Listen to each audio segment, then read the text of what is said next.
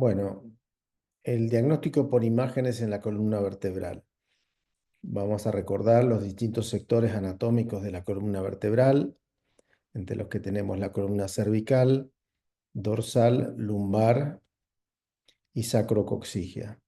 Cada uno de estos sectores tiene, como ustedes saben, desde que estudiaron anatomía, algunas características particulares, ¿no? Sobre todo la movilidad de la columna cervical y la columna lumbar y las características morfológicas de los cuerpos vertebrales.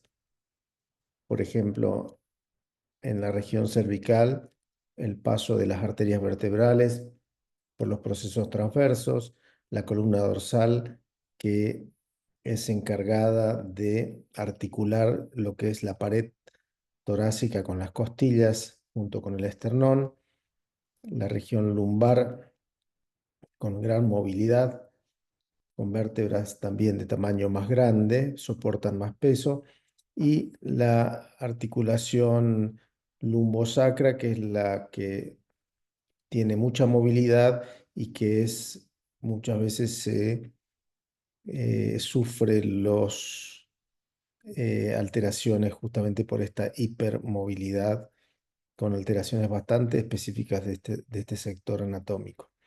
En cuanto a la columna sacrocoxígea, es parte de la pared de la pelvis, ¿sí? Y el coxis, que es un segmento muy pequeño y no tiene una función específica. Los métodos que vamos a utilizar en cuanto a la evaluación de la columna vertebral por imágenes, la radiología convencional sigue teniendo un papel preponderante. El ultrasonido solamente se utiliza en forma prenatal para evaluar la columna, y como métodos de imágenes más complejos, la tomografía computada y la resonancia magnética son los métodos por excelencia.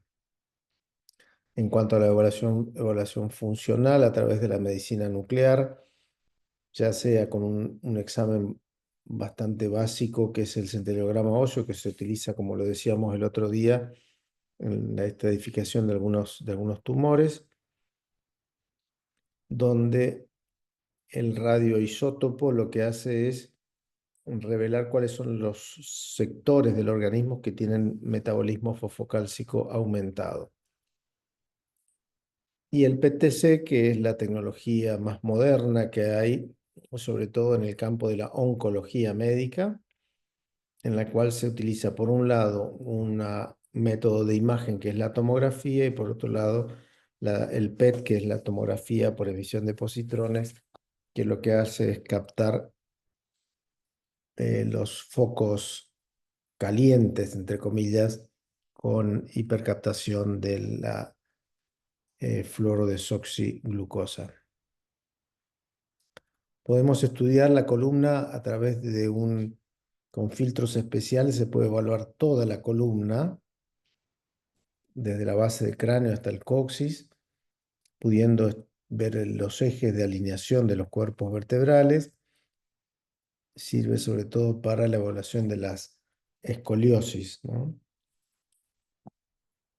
Pero también podemos evaluar la columna. Habitualmente se la evalúa por regiones, ¿no? De acuerdo a la sintomatología o al cuadro clínico o a lo que queremos evaluar, se puede pedir una radiografía de columna cervical, frente y perfil, donde podemos observar las apófisis espinosas, los procesos transversos, acá con las articulaciones interfacetarias, y se ven los cuerpos vertebrales con las articulaciones o los espacios intervertebrales. Recuerden que la columna, los cuerpos vertebrales cervicales tienen como unas apófisis que son como unas uñitas que salen hacia el costado, que se llama apófisis unciformes, ¿sí? Y en el perfil buscar bien la alineación de los cuerpos vertebrales, los espacios intervertebrales, tienen que estar todos más o menos de la misma altura. Acá se ven las facetas articulares. La faceta también cambia la disposición según el segmento que vamos a estudiar. Y estas son las apófisis espinosas. El segmento que hay entre esta línea que va por detrás de los cuerpos vertebrales y esta línea que es donde se unen las láminas, corresponde al diámetro del anteroposterior del conducto raquídeo, ¿sí? Esto es importante porque esto se puede medir. Generalmente la relación que hay entre esta medida es similar al diámetro anteroposterior del cuerpo vertebral. Si esta medida es menor al 80% del diámetro anteroposterior del cuerpo vertebral, hablamos de un canal estrecho congénito. Bueno, la columna vertebral, además de estudiarse frente y perfil, existen las incidencias oblicuas. En las incidencias oblicuas habitualmente lo que queremos evaluar son los neuroforámenes, es decir, estos orificios por donde salen las raíces nerviosas. ¿Se me está escuchando bien, chicos? Sí, profe. Sí, Sí, profe. Entonces, Eh, acá podemos ver una columna oblicua anterior derecha y acá una oblicua anterior izquierda. Entonces acá podemos ver bien desplegados los neuroforámenes. El neuroforamen es el agujero de conjunción o el agujero por donde salen las raíces nerviosas. Y acá en esta incidencia se pueden ver acá las articulaciones entre las facetas articulares, las interapofisarias, ¿no? Y acá del otro lado lo mismo, acá hay una, acá hay otra, acá hay otra. Este es el neuroforamen, y estos son los espacios intervertebrales. Seguimos. En la columna dorsal habitualmente estudiamos frente y perfil.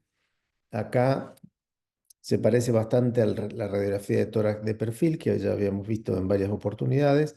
Siempre recordar que la densidad va disminuyendo de arriba hacia abajo, acá porque están las partes blandas de los hombros y acá disminuye la transparencia, o mejor dicho, aumenta la transparencia porque hay mucho aire en los pulmones. Como pueden observar en la radiografía de columna de frente, se utiliza una técnica que es mucho más penetrante, con mucho más energía, por lo cual se ve mucho mejor la columna dorsal y no se ven los pulmones, ven que están quemados los campos pulmonares, ¿eh? Por eso que cuando pedimos columna, tiene una técnica diferente en el caso del tórax con respecto a la radiografía del tórax.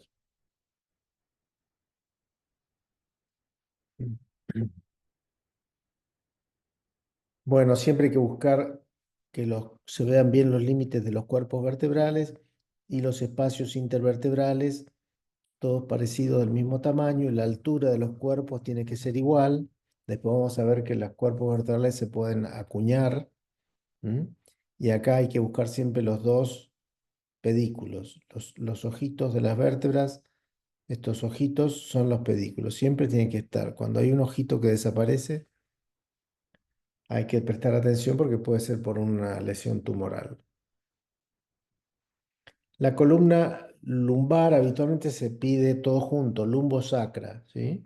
Entonces se ve los cuerpos vertebrales lumbares y el sacro.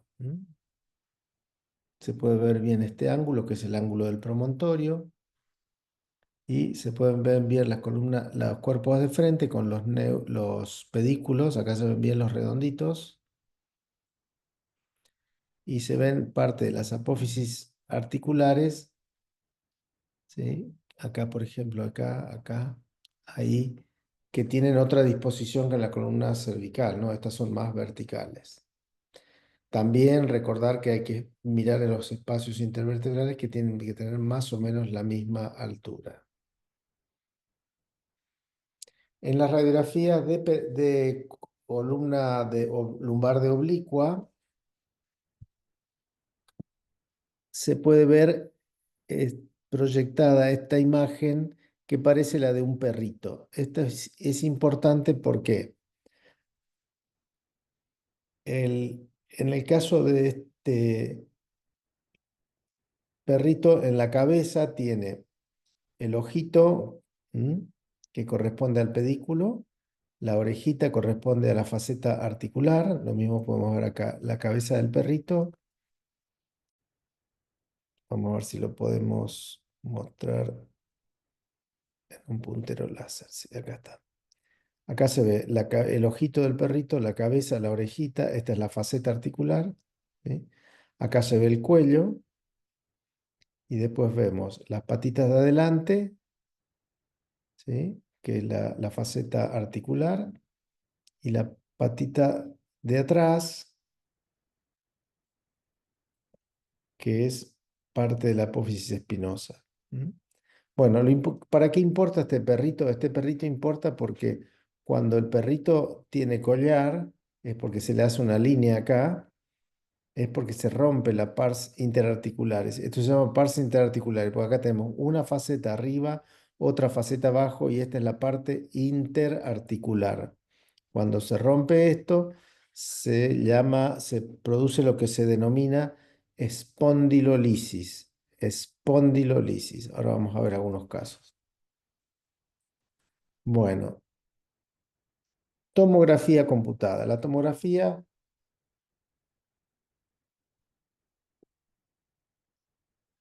tiene, bueno, las ventajas: adquisición volumétrica, reconstrucción multiplanar, reconstrucción 3D. Desventajas: el uso de la radiación ionizante. Como ustedes pueden observar acá, en esta reconstrucción sagital de columna cervical y dorsal, y acá de dorsal y lumbosacra, se pueden ver muy bien los cuerpos vertebrales, las alturas de los espacios intervertebrales y el conducto raquídeo. Lo que no podemos evaluar en tomografía es el contenido del conducto. Esto ya lo hemos mencionado otras veces. Lo mismo que en la fosa posterior, la tomografía no es el mejor método para evaluar el sistema nervioso en ese sector, ¿no? Médula, bulbo, raíces nerviosas. ¿Por qué? Porque al haber mucho hueso todo junto en este sector, cuando saca los promedios de densidad, no se logra una buena discriminación de las estructuras nerviosas. Por eso, cuando queremos estudiar la médula espinal, ¿cuál es el método más indicado? ¿Se acuerdan? Resonancia. Resonancia magnética. Correcto. No obstante, cuando estudiamos la columna, acá lo que nos interesa ver bien son la estructura ósea de los cuerpos vertebrales, la altura de los cuerpos, la altura de los discos,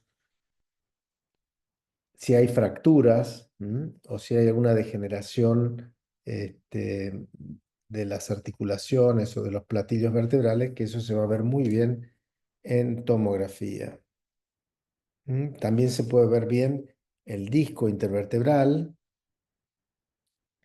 Acá se ve, la línea celeste marca por dónde pasa el corte. El corte pasa bien por el disco intervertebral, y acá se ve el disco con una densidad bastante cercana a la del músculo, un poquito más densa que el músculo, pero ven que no hay densidad ósea. En cambio, cuando cortamos bien a nivel del cuerpo vertebral, se ven el cuerpo, los pedículos, las transversas, las láminas y la apófisis espinosa. Se ve todo el anillo óseo de la vértebra estudiada.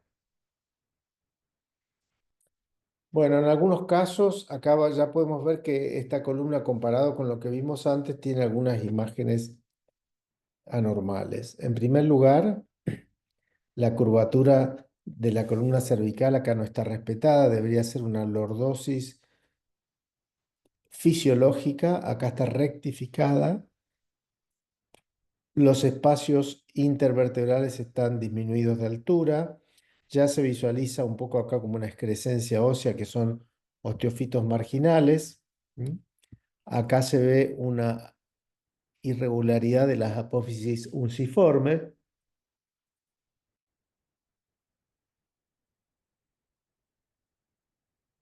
Bueno, acá en la articulación de C1, C2 se ve muy bien acá. El C1 es el atlas y C2 es la odontoides.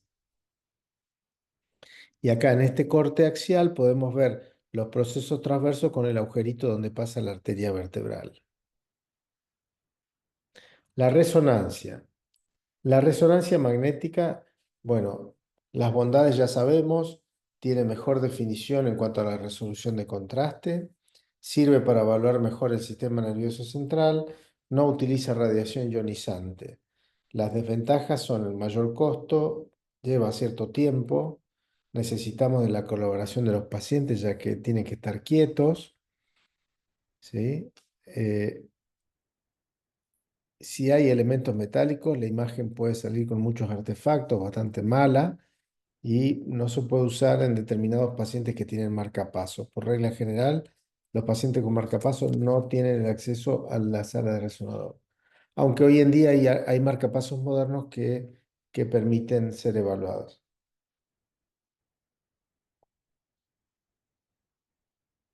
Seguimos. Bueno, acá vamos a ver un ejemplo de resonancia magnética de columna lumbosacra. Este es un T1, el líquido se ve negro. Este es un T2, el líquido se ve blanco. Y este es un STIR, que es una secuencia con supresión de la señal de la grasa. Como se puede observar,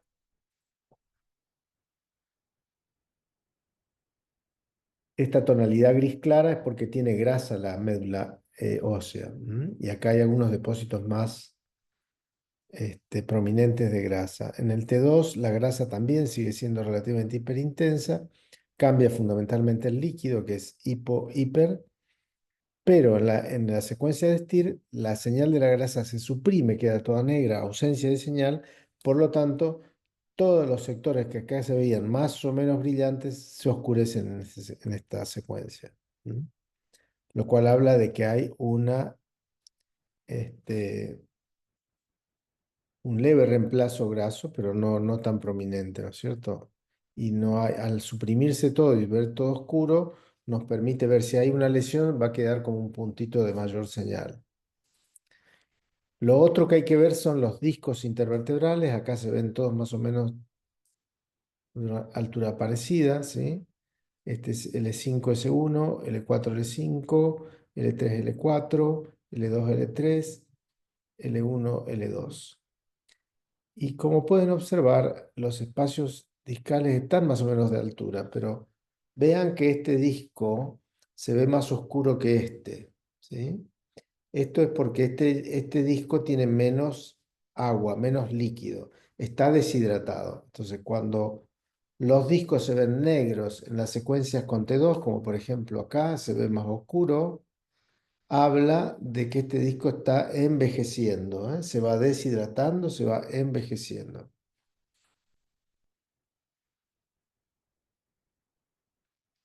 Bueno, acá podemos ver en un corte axial a la derecha, en corte sagital T2 a la izquierda. Acá es donde pasa la proyección del corte que se puede ver en este corte, en esta imagen a la derecha. Si ustedes prestan atención, dentro del conducto raquídeo se ve bien los límites del saco dural o saco tecal.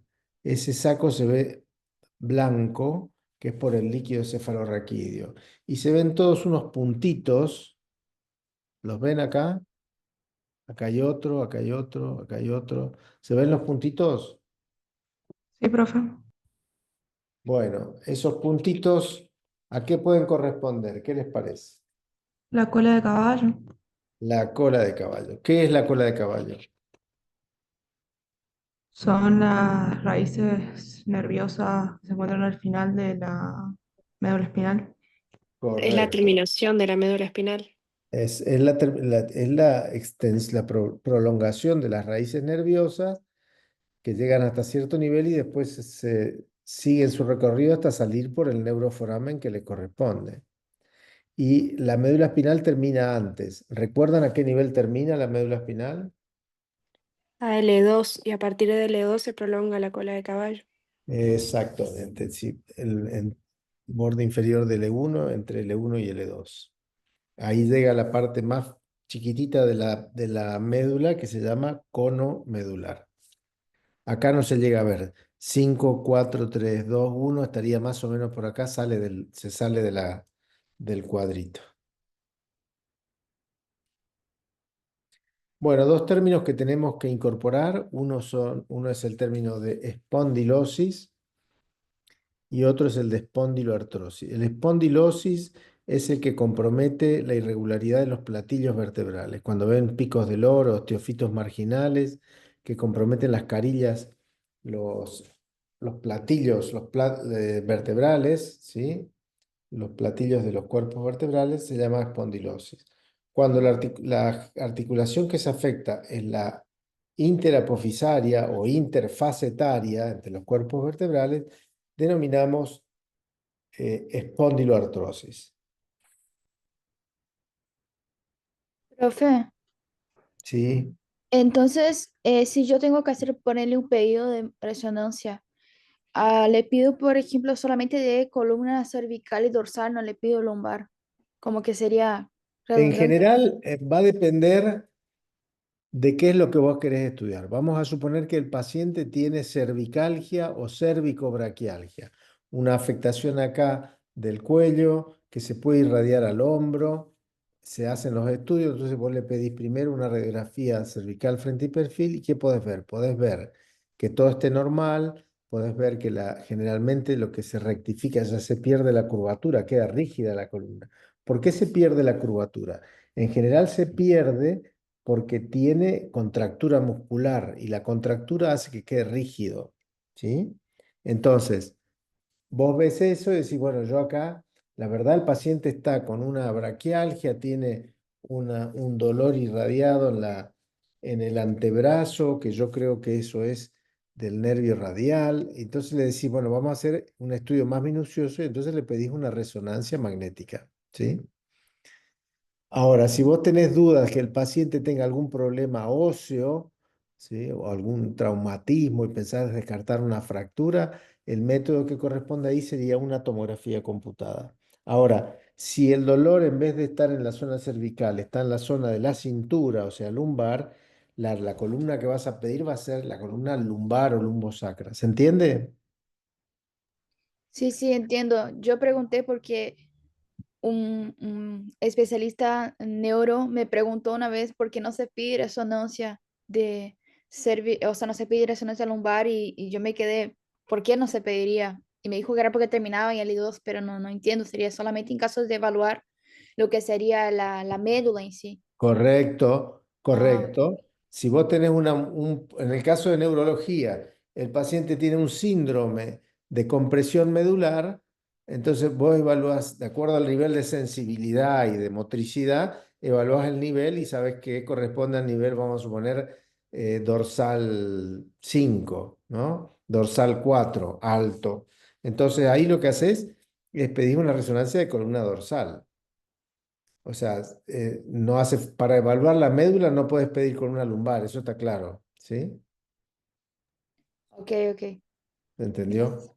Bueno, muy bien. A ver un segundito, voy a chusmear acá un mensaje que me llegó.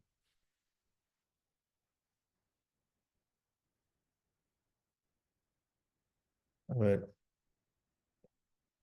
segundito, chicos.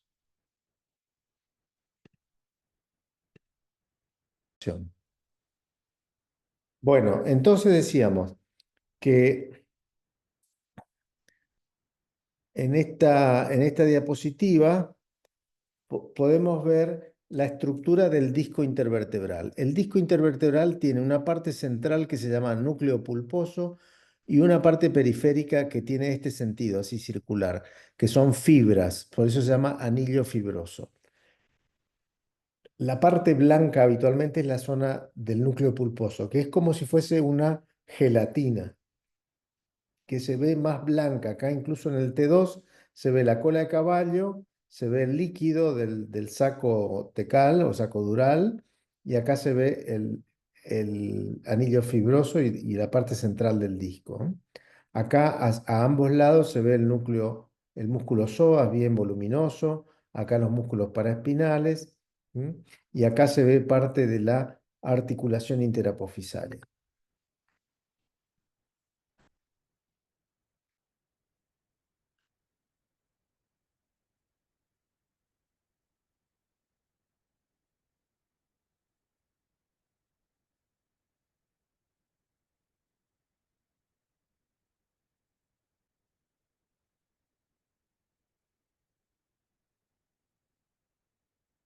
Perdón, pero todo el mundo se quiere conectar ahora. Bueno, entonces decíamos que acá lo que está puesto en el esquema es cómo salen las raíces nerviosas por el neuroforamen.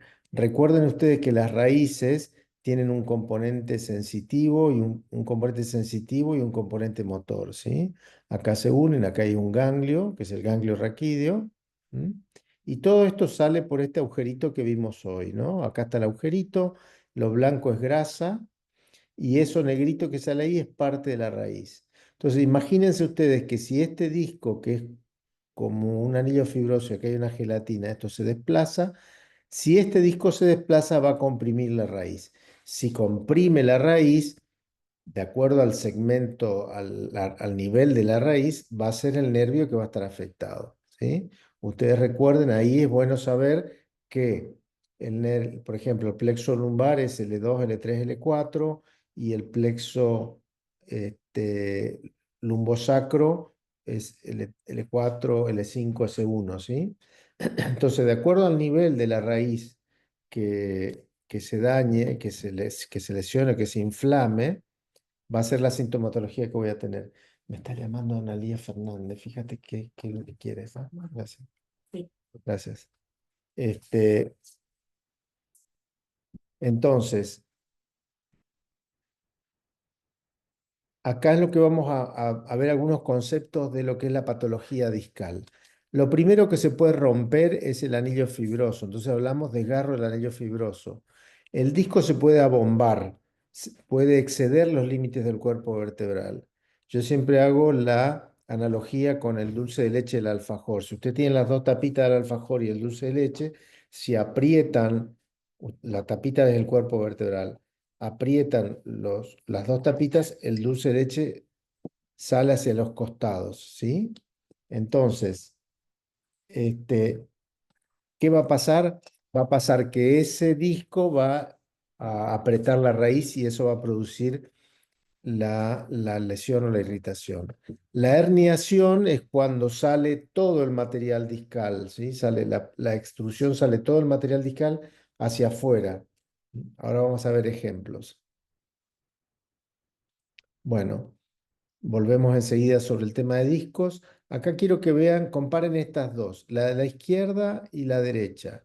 ¿Qué diferencia notan entre estos cuerpos y estos cuerpos? Los dos son lumbares. El disco intervertebral Muy está bien. ¿Qué tiene el disco? en la imagen izquierda sería, está aparentemente más grande o normal, se podría decir, y en la otra imagen está aplastado. Perfecto. ¿Qué otra cosa aparte del disco? Hay Fíjate una, hay cómo una se ve el pérdida de la platillo. curvatura, ¿Qué? que se ve como una pérdida de la curvatura normal y también Totalmente correcto, hay una pérdida de la curvatura. Dijimos que eso habitualmente es por contracción muscular. La columna se defiende y la musculatura trata de que dejar rígido eso para que no duela y entonces produce una rectificación. Fíjense los platillos, ¿cómo se ven acá los platillos? Se ven más densos. Acá se ve una línea de lápiz, acá se ve una línea oscura y se ve como que tiene como un reborde acá, ¿eh? Trata de ampliar la base de sustentación y entonces genera como un reborde, una excrescencia, ¿sí? Eso se llama osteofito, osteofito. Bueno, esta degeneración de los platillos, ¿sí? Con el pinzamiento, o sea, la de pinzamiento decimos disminución del espacio, todo eso se llama espondilosis, ¿sí? Comparemos esto, esta columna cervical con esta. Otra vez, ¿qué podemos decir?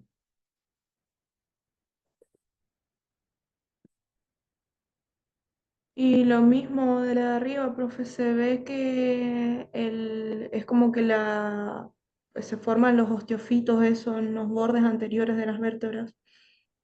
Y hay una irregularidad en los espacios Perfecto. intervertebrales. Entonces, hay disminución de altura, irregularidad de los platillos, osteofitos marginales, ¿eh? Lo mismo pasa con las articulaciones. Si bien acá no está bien alineada la articulación, acá se ve bien alineada, acá se ve bastante bien, aunque un poquito más esclerótica eh, la superficie. O sea que hay un poquito de artrosis y hay espondilosis. Entonces ahí decimos espondilosis y espondiloartrosis. Vamos a ver otro caso. Acá vemos lo mismo. Vamos a empezar por este. Lo que marca la flecha son los osteofitos. ¿Ven cómo la, la vértebra trata de ampliar su base de sustentación porque debe haber cierta hipermovilidad en la columna y entonces se producen los osteofitos marginales? Lo mismo pasa acá. Ven que los espacios están levemente disminuidos, están un poquito escleróticos los bordes por debajo del platillo, por debajo del disco, perdón. Acá lo mismo, ¿sí? ¿Y qué pasa en esta de la derecha? ¿Qué es lo que más llama la atención?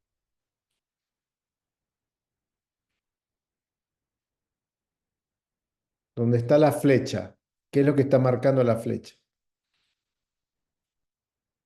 Está muy, muy marcado el osteofito, es como que Está muy marcado el estofito, pero qué es lo que más importa acá? A ver, esta altura, puede ser que esté comparemos. aumentado el espacio Está entre muy el achicado el sacro. espacio, exactamente, está muy disminuido. ¿Qué quiere decir con ese disco? Ese alfajorcito, digamos, se aplastó completamente y el dulce de leche seguramente salió todo hacia los bordes. Ahora, imaginen ustedes que si yo tengo un neuroforamen de este tamaño, la raíz tiene mucho espacio para salir y con la movilidad no se afecta, ¿sí?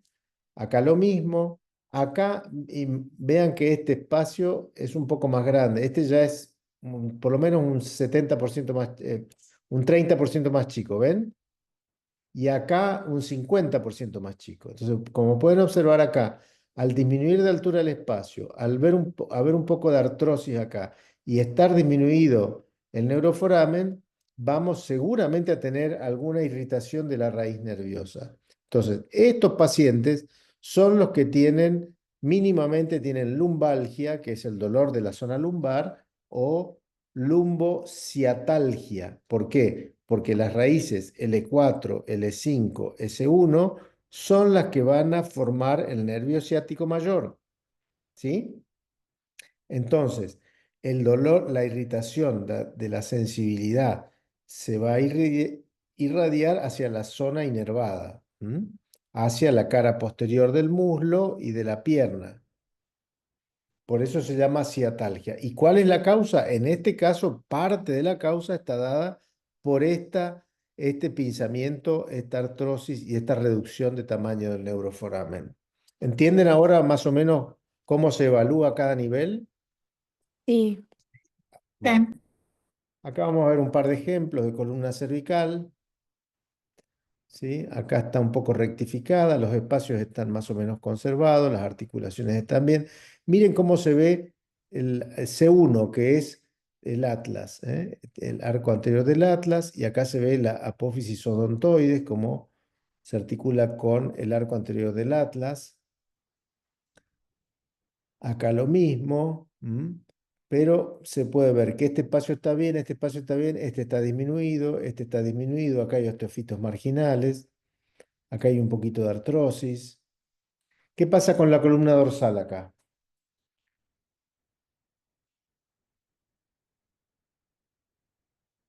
los ¿Qué te espacios llama intervertebrales se encuentran disminuidos. Muy bien. ¿Qué más? Eso se ¿Cómo están podría los decir cuerpos? que se vería como, porque los cuerpos parecen súper ensanchados, como que están aplastados, achatados. Hay una afectación de la curvatura también. Claro, es Bueno, como que entonces se ve tenemos varias una cosas. La cifosis. disminución de altura de los discos, o sea, disminución de los espacios, osteofitos marginales, ¿sí? Acentuación de la cifosis. Estos son los pacientes añosos que se les va acuñando las vértebras, se disminuye como la cuña tiene, digamos, una parte finita que es adelante y una parte ancha atrás. Se van, se van disminuyendo de altura los cuerpos vertebrales. ¿Por qué?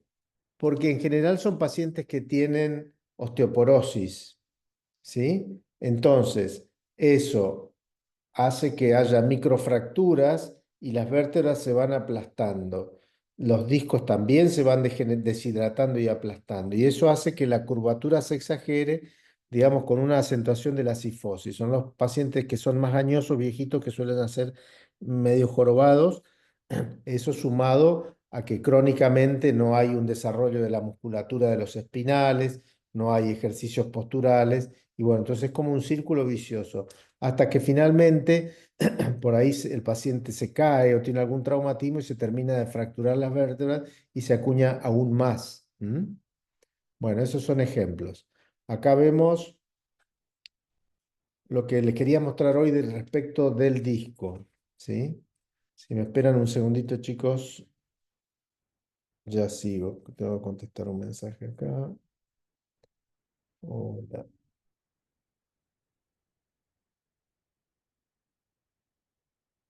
Acá tenemos tres columnas. Una que dice disco normal, con altura conservada.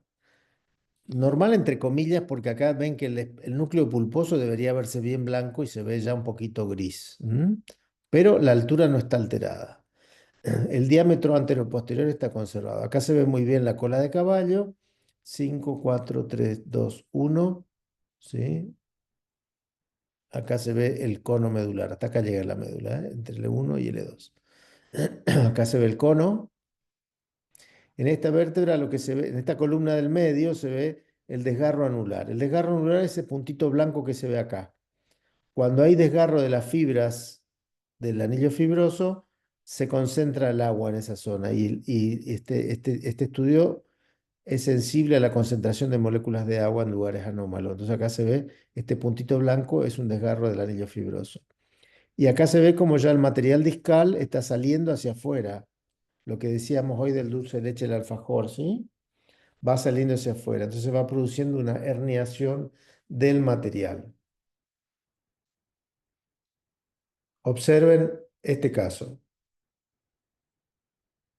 Este es un disco normal, este es un disco pinzado con herniación del material discal.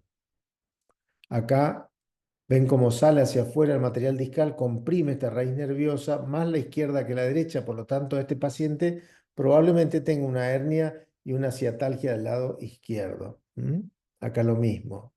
Acá se ve una protrusión, pero es difusa, lo que decimos protrusión anular difusa, o abombamiento discal.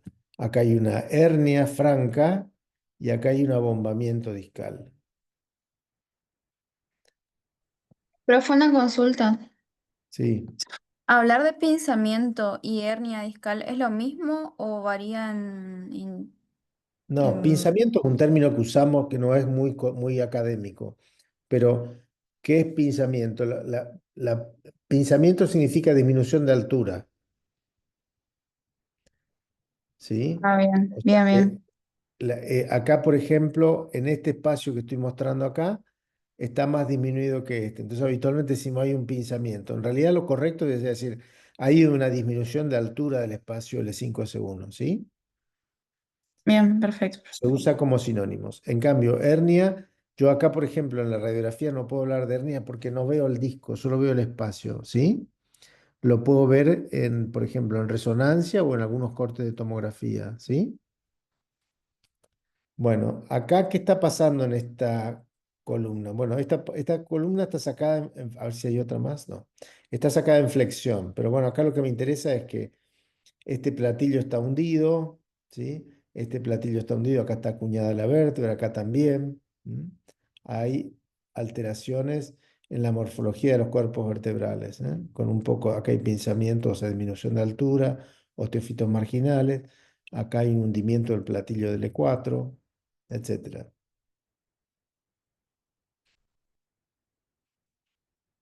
Bueno, este otra vez un esquema parecido al que les mencioné recién. Acá lo que pasa es que el disco está abombado, protruye todo hacia afuera en el E5S1 y toca las raíces. En cambio acá el material está totalmente herniado, fíjense cómo salió el núcleo pulposo hacia afuera y comprime completamente las raíces nerviosas. Esto es una hernia discal. Cuando decimos que el núcleo pulposo sale por afuera del disco, decimos que se llama hernia extruida, o sea, extrusión es la salida hacia afuera del material discal. Bueno, acá lo que podemos observar es, además de esta hernia discal en el cuarto disco, ¿sí? Disminución de altura de los espacios, Y bueno, acá esto no hace falta que ustedes lo sepan, pero quiero que lo entiendan. Cuando hay un desgaste del platillo porque se aplasta el disco, suele haber una hipermovilidad. Las vértebras suelen tener cierto movimiento. Eso también hace que duela y en parte favorece la contractura. Pero cuando hay ese desgaste entre los cuerpos vertebrales, ¿qué pasa? Se inflama. Cuando se inflama, se produce edema. ¿Mm?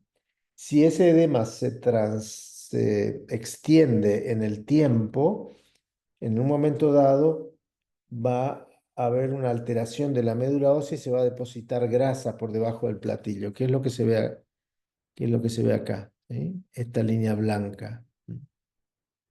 Primero hay edema y después se transforma en infiltración grasa y el último estadio terminal sería que haya mucha esclerosis ósea, o sea, todo deposición ósea en ese sector. Bueno, eso acá sucede, por ejemplo, que los núcleos pulposos, esos que le decía de gelatina, son tan relativamente duros que si el platillo vertebral está un poco débil, se meten hacia adentro, ¿ven? Entonces se llaman hernias intraesponjosa, intravertebral. También se llama nódulo de Schmoll. ¿Mm? Acá se ve la irregularidad y se mete el disco hacia adentro. Acá se ven fíjense lo aparatosos que son estos osteofitos, ¿no? Bien acá, acá enorme. Todo esto lleva años formarse, no se forma de un día para el otro. Ni tampoco vamos a tener un paciente de 20, 30 años con esta columna. En general, estos son pacientes más añosos, ¿sí? Osteofitos, esclerosis de los platillos vertebrales, reducción del espacio intervertebral. Bueno, acá lo que les decía, primero hay edema, después hay infiltración grasa y por último hay esclerosis, que es lo que se ve acá. La flecha lo que está mostrando es la reducción del espacio y la esclerosis ósea. Acá, reducción del espacio. Y cuando se degenera el disco, a veces puede producirse un poquito de gas en esta zona intradiscal, que es gas nitrógeno. Eso se llama fenómeno de vacío. Eso tampoco es importante que lo sepan.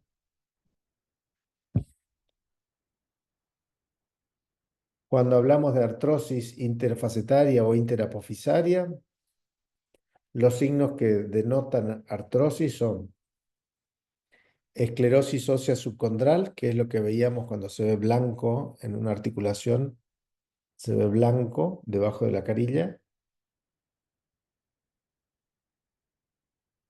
Hipertrofia de las facetas, es decir, estas facetas se agrandan, ahora vamos a ver algún ejemplo. Reducción del espacio articular, la luz se achica, y osteofitos marginales que ya vimos varios. Acá vemos entonces, en un proceso articular transverso, vemos aumento de tamaño de las apófisis, osteofitos marginales, esclerosis ósea subcondral e irregularidad y disminución de la altura.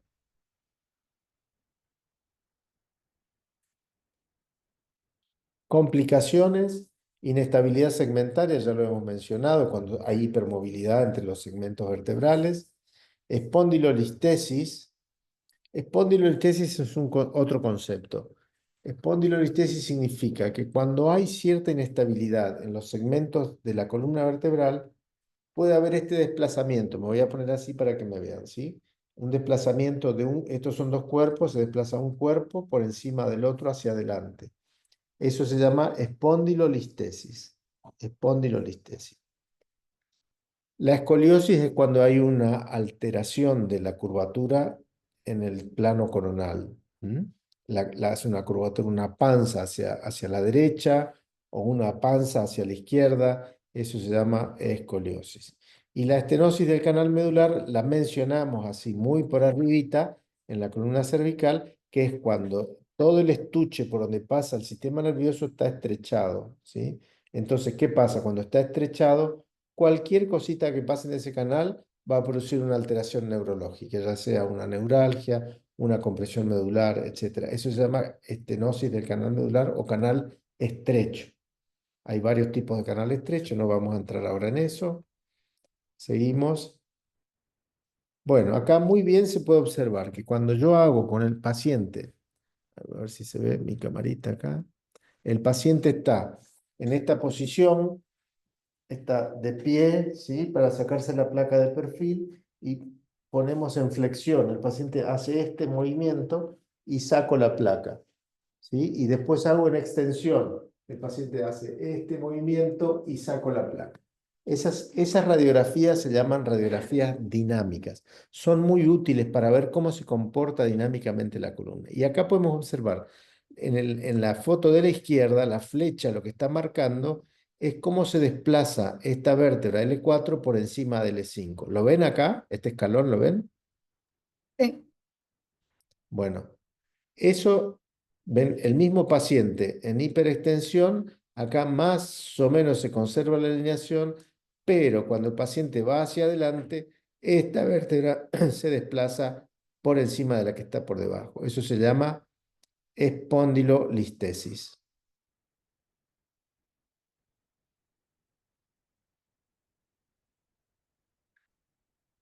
Acá tenemos otras listesis o espondilolistesis.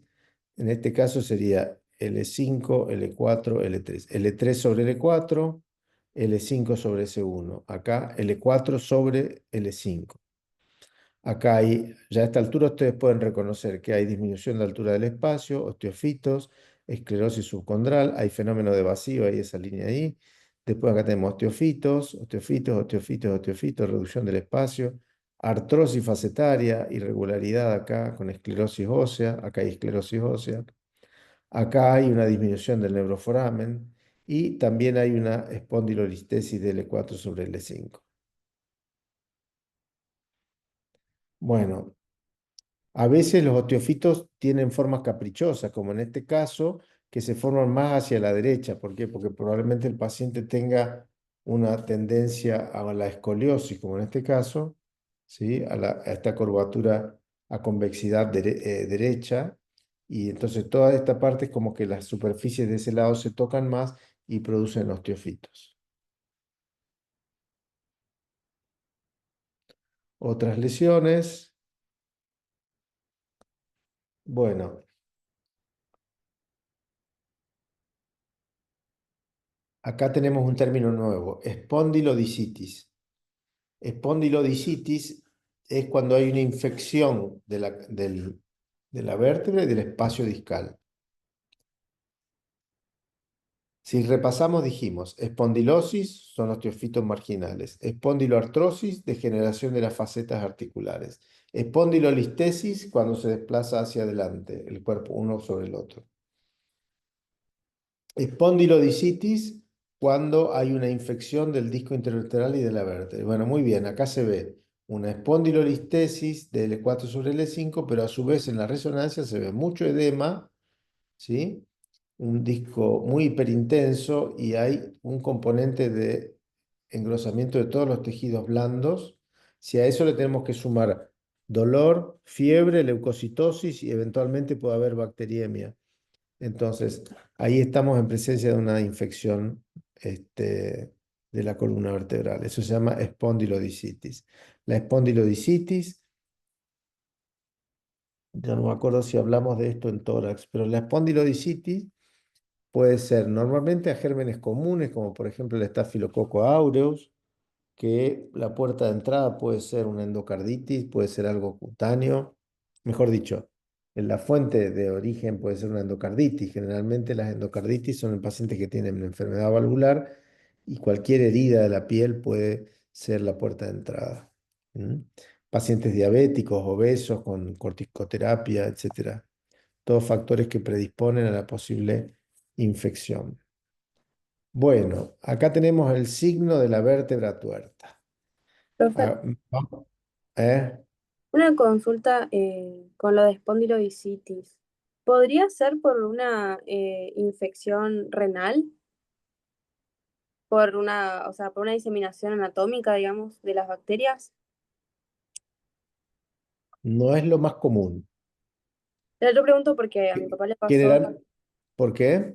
porque a mi papá le pasó que le dijeron que tenía una espondilodicitis hace unos años, yo todavía no estudiaba medicina, así que no sé bien, pero después también tuvo síntomas de infección urinaria y resulta que tenía un problema a nivel renal y como que hubo una diseminación. Mira, todo es posible, porque es cierto que la celda renal está cerca de la columna. Si hace un absceso renal, podría eventualmente, digamos, por contigüidad llegar hasta la columna. Ahora, en estos casos tiene que haber un compromiso importante del estado general, digamos, ¿no? Es decir, Claro. estamos con un paciente que tiene ciertos factores predisponentes, como por ejemplo, habitualmente un denominador común suele ser la diabetes.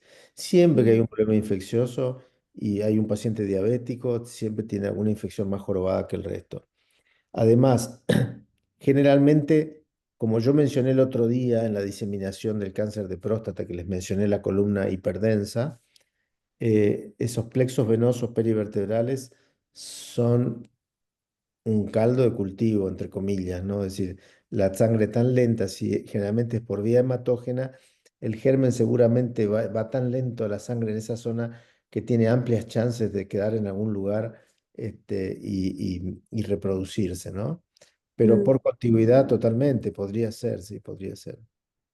muchas Bueno, gracias. vamos a mirar la vértebra, esta vértebra las estoy mirando a ustedes, ¿sí? Acá ven cómo se mira un ojito y el otro ojito. ¿Ven? A la vértebra de arriba también los mira. ¿M? Es más, hasta parece que se sonríe acá. ¿Sí? ¿Y acá qué pasa con esta vértebra? ¿Dónde está el ojo de esta vértebra? Acá hay uno. ¿Y el otro? Está borrado. ¿No está? No No se está. ve, Este de podría acá estar está ocupado. y este no está. Bueno, ojo, cuando no ven los ojitos, un ojito de una vértebra, amplias chances de que acá haya un tumor, ¿sí? Vamos a ver acá.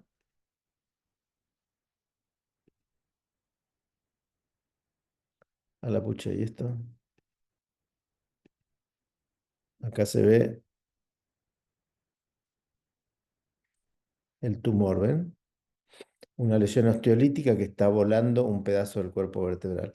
Esto ocasiona que se produzca una osteólisis del pedículo, porque en realidad lo que produce esta imagen del ojito es el pedículo que lo estamos mirando de frente. Cuando el pedículo se lesiona porque hay una osteólisis, dejan de ver el pedículo, dejan de ver el ojito de la vértebra. Bueno, hasta acá llegamos con esto. Vamos a guardar un segundito, a ver si podemos